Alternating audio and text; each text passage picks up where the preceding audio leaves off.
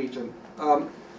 This also has to do with the wage issue, which Peter Scott raised, and I think is very worthwhile thinking about.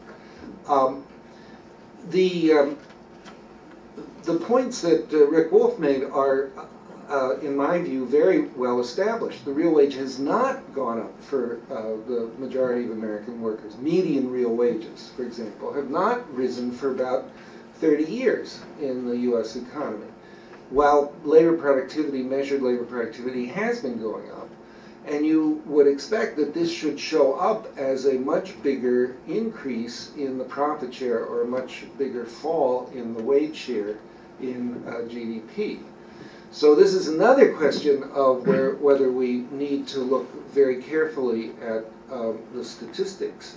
And I think Peter mentioned what seems to be a very important question. Jordan Dumenil and Dominic Levy have also called attention to this, which is that one reason the wage share has been maintained is because of the enormous growth in a very small number, in the very top of the wage distribution in terms of the total income that's being generated by, in various forms that are counted as worker compensation.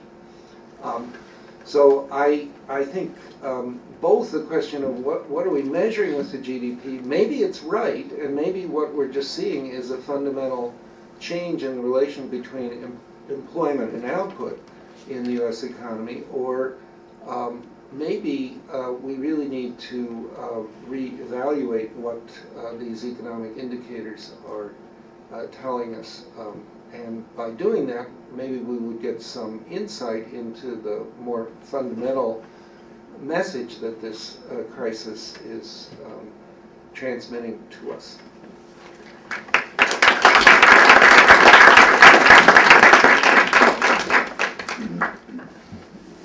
All right, I think we had a great overview of different perspectives of how to look at this crisis in functional distribution and in terms of wage inequalities. So now I would like to open for discussion. Well, taking into account the students' conference, I would encourage students to engage in this discussion.